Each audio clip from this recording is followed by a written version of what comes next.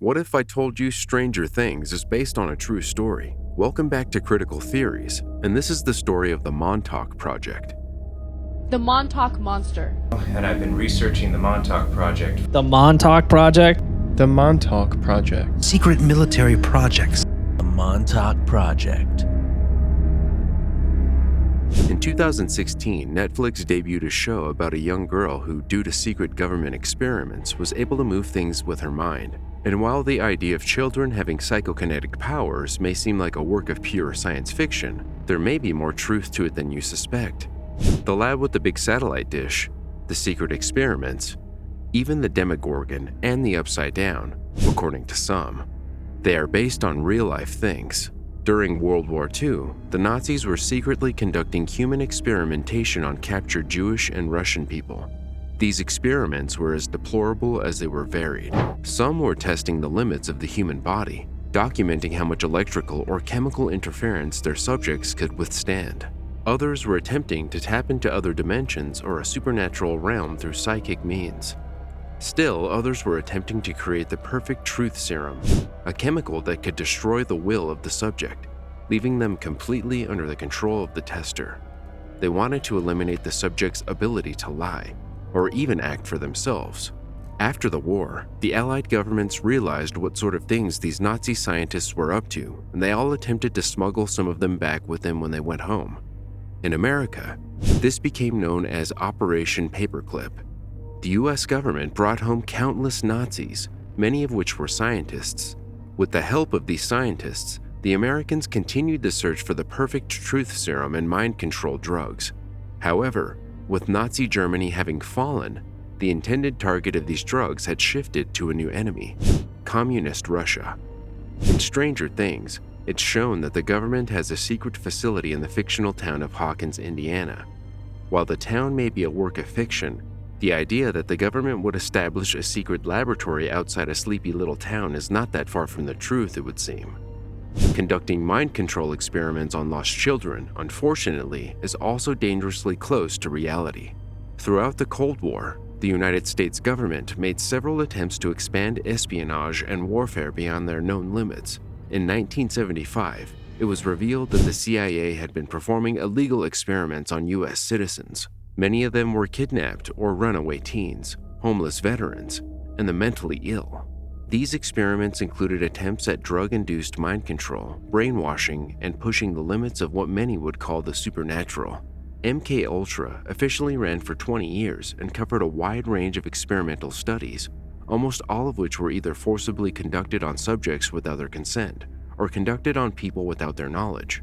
Over the years, the project began causing more problems and producing fewer results, and in 1973, they officially ended the project. However, even with MKUltra being shut down, many claim that the experiments continued, some even claiming that they persist to this day.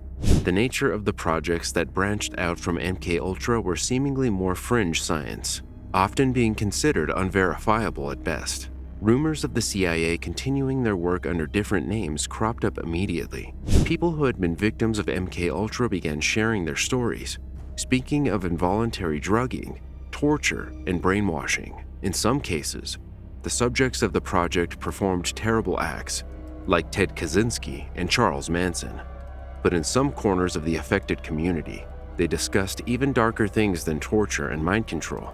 In the 1980s, two men claimed to have recovered shocking repressed memories. Preston Nichols and Al Bielek began sharing tales of their time as test subjects at the secret lab inside Camp Hero Air Force Base on Long Island, New York. The pair claimed that underneath the now-defunct base was a series of bunkers and tunnels. Now, underground facilities are not uncommon for the American military. Especially during the Cold War, military and government buildings would often have basements and bunkers added. With the ever-looming threat of an attack by the USSR, designing underground facilities that could withstand an attack was a reasonable thing. Adding to the possible plausibility of these underground experiments is, once again, MKUltra and similar projects performed by the CIA. The experiments conducted were often performed in out-of-the-way or secret locations. The surviving documents that detail MKUltra describe a method of kidnapping or deceptively luring away runaways, orphans, and the homeless to use as test subjects. These people would be whisked away to hidden labs, some of which could be found underneath military bases. According to multiple sources, the site was officially closed in 1969, and the land was donated as a wildlife refuge. But everything underground would remain property of the U.S. Air Force, an interesting detail that seems to validate at least some of the Montauk theory. Where Nichols and Bielik's accounts come into contention for many are the outlandish experiments being conducted at Camp Hope. The repressed memories they claim to have recovered were hard to comprehend, to say the least. The most prominent claim they made was that the lab was conducting experiments into remote viewing and interdimensional espionage. They believed that if psychic power could be unlocked and harnessed, it could be used safely and remotely to spy on their enemies. The American government is no stranger to dabbling in supernatural tactics of warfare and espionage. The Men Who Stare at Goats and the Stargate Project are well-documented examples of such experimentation. According to Nichols, however, the Montauk experiments quickly got out of hand and became rather dangerous. As with many other operations, the studies being done at the underground lab were far-flung and varied. Beyond simply using drugs and various methods of stress to manifest psychic and psychokinetic powers in the subjects, they hoped to utilize those powers in a multitude of ways. All of the tried and true intentions were on the table, such as psychic spying, mind control, and applications to combat. However, some new ideas were also introduced here. Nichols claimed that the scientists were interested in interdimensional travel, contacting extraterrestrial life, time travel, and teleportation. When asked why it took so long for him to recount his experiences, he claimed it was due to memory manipulation. He said that the memories were buried in his mind by the scientists and by the trauma of what he experienced. It was not until a hypnotherapist helped them recover their repressed memories that they remembered the truth. The Montauk survivors detail harsh conditions and cruel methods of experimentation. Physical torture, such as sustained electrical shocks, are said to have been utilized on a regular basis. Whatever it took to get the desired result, these scientists were willing to do it. After over a decade of poking, prodding, and pushing, the remaining subjects decided something needed to be done. One of their most powerful psychics was scheduled for an interdimensional test, and they agreed that they would use the experiment as their opportunity to break free. The subject was strapped into a special chair, one designed to both restrain the subject and enhance their psychic abilities. Once he was in place, he proceeded to rip open a dimensional hole and bring through the portal a creature only fit for a nightmare. The creature was tall and gangly, both somehow humanoid and not human at all. It proceeded to tear through the people who worked at the lab, attacking anyone and anything it could get its hands on. As the carnage ensued, the subjects banded together and escaped, many of them being runaways or homeless. Most simply drifted off into the dark, never to be seen or heard from again. Unfortunately, so did the Beast of Montauk. The creature is believed to have escaped the facility, and sightings of a creature matching its description were not uncommon during the 80s and 90s. However, the beast seems to have gone dormant for some reason or another in recent years, and sightings have all but ceased. When Nichols and his partner first began detailing their experiences, they were laughed out of every room they went into.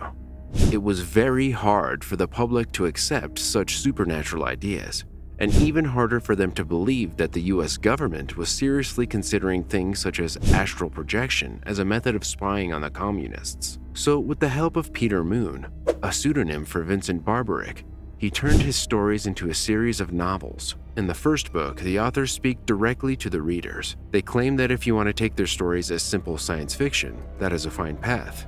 However, for those who wish to find the truth of the matter and learn what really happened in those experiments, the answers could be found in the books. They describe the books as being full of soft facts, with enough fantasy sprinkled in to make for an exciting story, without losing any of the truth contained within.